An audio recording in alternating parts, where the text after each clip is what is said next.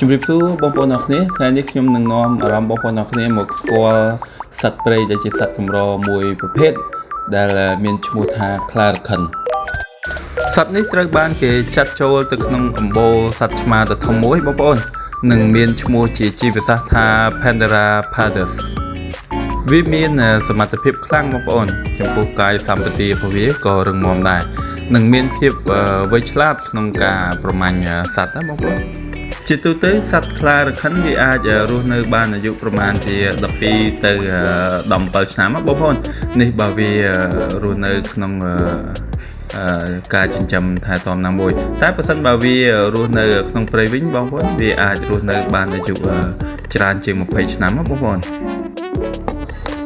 សត្វខ្លារខិននេះបងប្អូនវារស់នៅ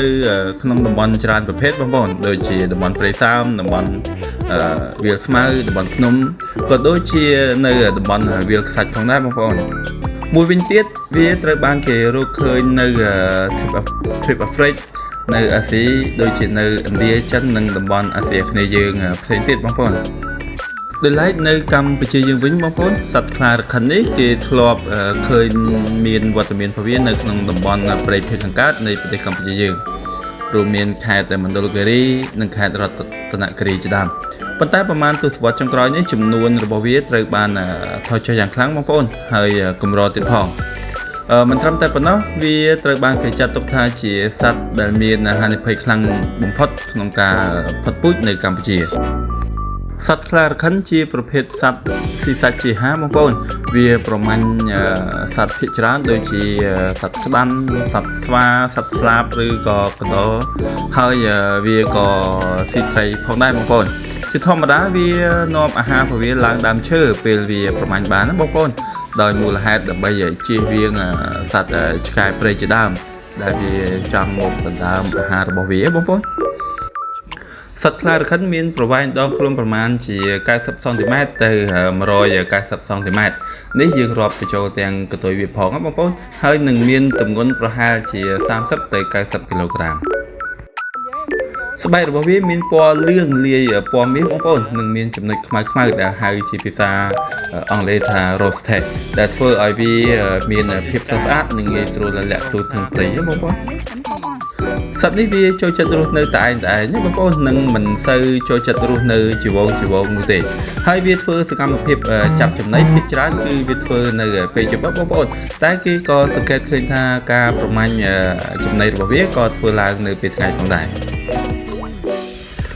មួយវិញទៀតវាក៏មានសមត្ថភាពយ៉ាងស្ទាត់ជំនាញក្នុងការឡើងដើមឈើហើយនឹងហែលទឹកផងដែរបងប្អូននិងវាអាចរត់បាននៅក្នុងល្បឿនប្រមាណជា58គីឡូម៉ែត្រក្នុង1ម៉ោងព្រមទាំងអាចលោត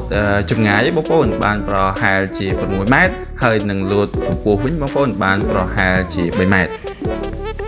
ចំពោះទីជម្រកនិងដែនដីដែលវារស់នៅបងប្អូនវាអាចស្វែងរកក៏ដូចជាសម្គាល់កន្លែងដែលជាទីជម្រករបស់វានិងដែនដីដែលវារស់នៅបានតាមរយៈក្លិនណាបងប្អូនហើយនិងស្នាមជើងរបស់វាចំពោះការបន្តពូជរបស់សត្វខ្លារខិននេះបងប្អូនវាអាចបន្តពូជបានគ្រប់ពេលវេលាបងប្អូនឯរយៈពេលនៃការមានផ្ទៃពោះរបស់ខ្លារខិនញីវិញមានរយៈពេលប្រមាណជា3ខែហើយកូនរបស់វាដែលកើតមកម្ដងបងប្អូនគឺមានប្រមាណជាចន្លោះពី2ទៅ3ក្បាលកូនខ្លារខិនពេលដែលកើតមកបងប្អូនវារស់នៅជាមួយមេរបស់វាប្រហែលជា2ឆ្នាំមុននឹងវាចាក់ចេញពីមេរបស់វាទៅរស់នៅដោយខ្លួនឯងណាបងប្អូន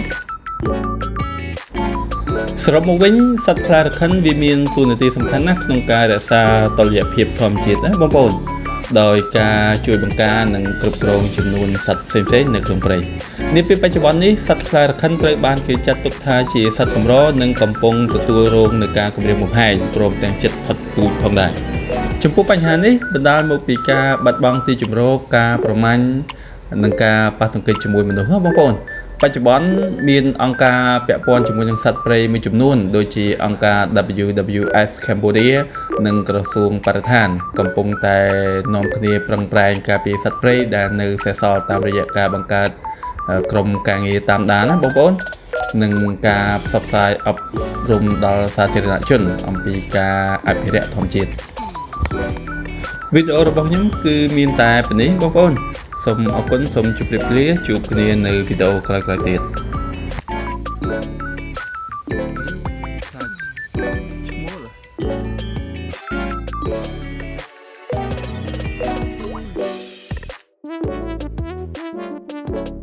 ះ